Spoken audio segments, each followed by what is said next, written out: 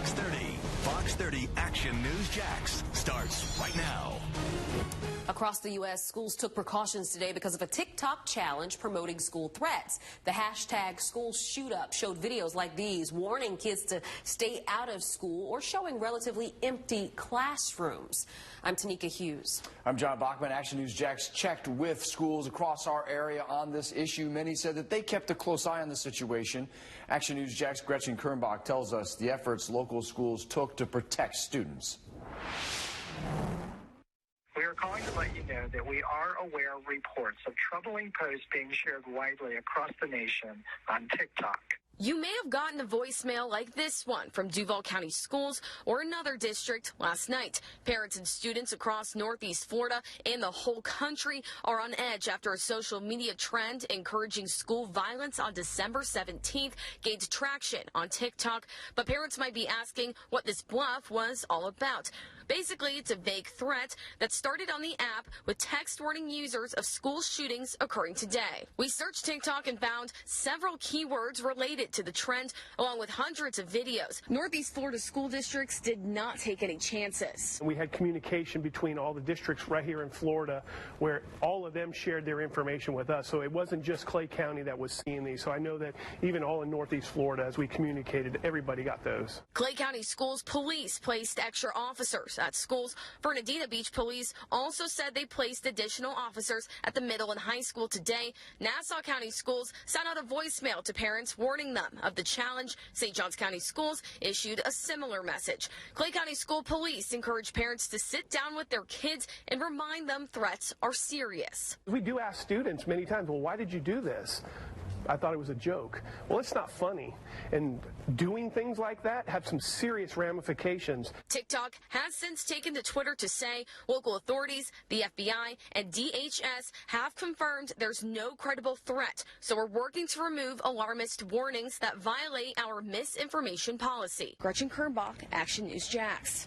Neptune Beach is asking people to use caution when buying jewelry from strangers. The police department posted on its Facebook page about a series of robberies happening involving two people selling fake jewelry out of their SUV. The department says to call the police right away if a stranger approaches you offering jewelry.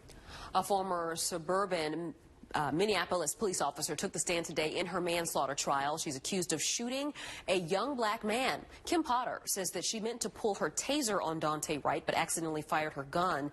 The case will soon end up in the hands of the jury. It just went chaotic. Kim Potter sobbed as she described the moment she fired the fatal shot at 20-year-old Daunte Wright. I remember yelling, "Taser, taser, taser," and nothing happened.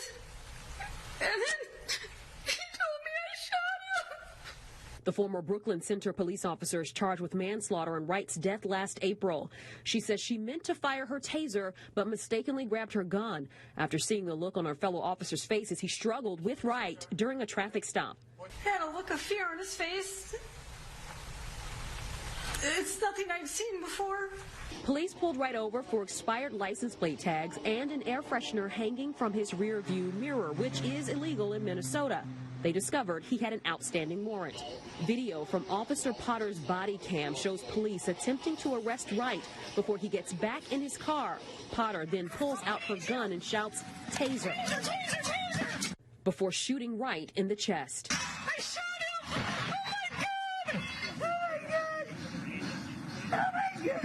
Under cross-examination, Potter agreed she received hundreds of hours of training during her 26-year career and that she did not see a weapon on Wright. Never saw a gun. No. Before Potter took the stand, a defense witness testified that an officer under high stress is more likely to make a mistake and confuse a gun for a taser. Potter resigned from the police force days after the shooting. She testified she didn't want anything bad to happen to her coworkers. New at 6:30, a Nassau County man who's been arrested a number of times is now facing federal charges. According to the Department of Justice, Sean Andrew Wilson pleaded guilty to possession with intent to distribute. According to the plea agreement, after being pulled over for a traffic stop, officers found a bag of methamphetamine. Wilson faces up to 40 years in prison. It's been 2 years to the day that a young brother and sister were found safe After an extensive 2-day search, Action News Jax brought you the hours of coverage for the search for Braxton and Bria Williams. You see them there smiling. They were eventually found in the woods near their home, but after being returned safely, JFRD took them and their 7 siblings on a shopping spree for Christmas. Unforgettable story with a happy ending. Absolutely, and so glad those officers and firefighters were able to treat them that close to the season. A new treatment for the prevention of coronavirus has Florida's governor's support. This is for people who haven't been exposed or diagnosed to the virus. The new product is called Evusheld, and it's a combination of 2 long-acting monoclonal antibodies. It is the only antibody therapy authorized in the U.S. for COVID-19 pre-exposure. A Florida man was sentenced to 5 years for his role in the January 6th insurrection after he lied to police. This is a photo of Robert Palmer throwing a fire extinguisher. He told police that he threw that fire extinguisher after being shot with rubber bullets.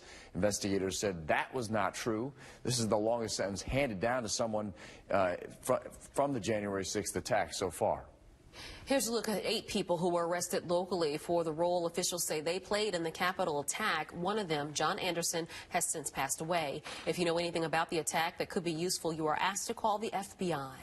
Our First Alert weather team tracking the warmth as we head into the weekend. We saw almost near record temps for this time of year. Some spots hit the 80s. Yeah. Those are the high temperatures there right now. Action News Jax First Alert meteorologist Alyssa Pejic joins us from the First Alert Weather Center.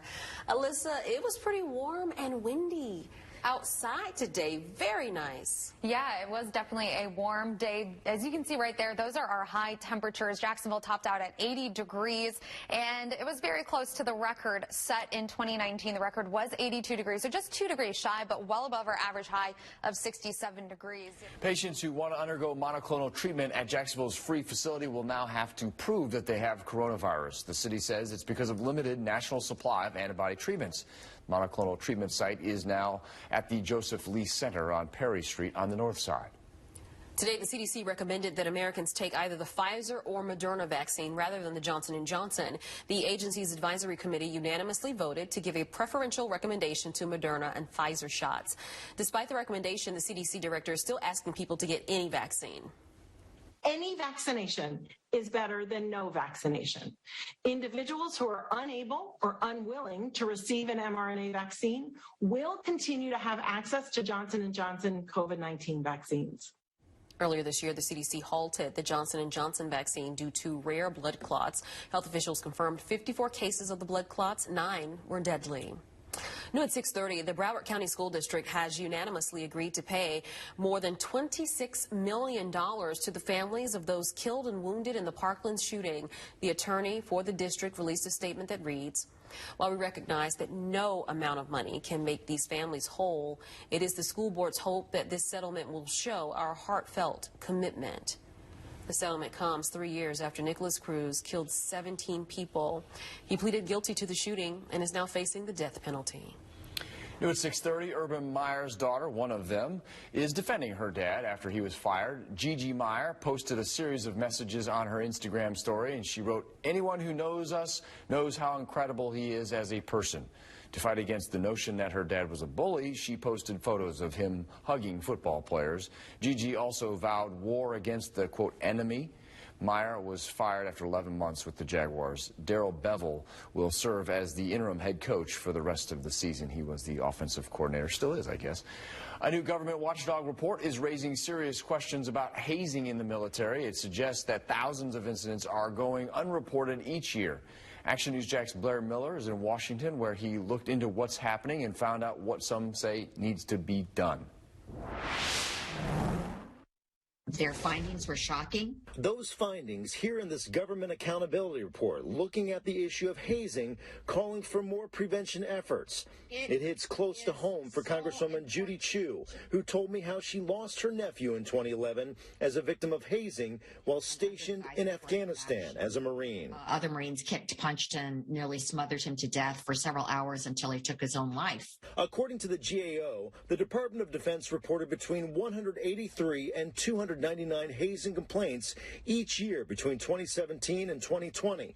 But the agency believes those numbers are deeply understated, with the actual number likely in the tens of thousands. They rush me off my chair and throw me on my bed. While critics say the military is not doing enough to address it, some branches are putting out videos like this, where soldiers graphically tell their stories of being hazed, involving sexual assault and violence. I didn't even know how to go about talking to someone about this because I'm just a lowly PFC. No one's going to listen to me. Congresswoman Chu is calling on the military to now listen to him and the many others by providing a better way for soldiers to report hazing. The military has not been responsive to this issue in and of themselves. They have not wanted to recognize that any problem exists from sexual assault to military hazing. The DOD responded to this report saying it agrees there needs to be a better way to track hazing and says now it plans to do just that. At the Pentagon, I'm Blair Miller. A 35-car pileup that left I-95 south closed for hours was caused by a tractor trailer. These are some photos posted by JFRD from that scene. And we brought you that breaking news yesterday live as crews worked to rescue people and clear things out. According to FHP, a tractor trailer switched lanes to avoid an accident and due to some rain couldn't see another tractor trailer and crashed into it. 11 people were hurt. 2 people had to be cut from their vehicles, but fortunately no one died. Action News Jax is working to learn what caused the car fire early this morning. This is a picture that was sent to us from a viewer. It happened on Gate Parkway, slowed down traffic during the morning rush. I'm Action News Jax. Meteorologist Alyssa Pejic. We're tracking this December warmth, but winter starts in just 4 days on Tuesday. The winter solstice is Tuesday morning at 10:58 in the morning. I'll let you know if we see a little bit of a cool down coming up. Dozens of local children finding their forever families today. Coming up, the priceless Christmas gift that those kids and their new parents get to enjoy. Plus a different kind of present courtesy of the Jacksonville Jaguars. Details next.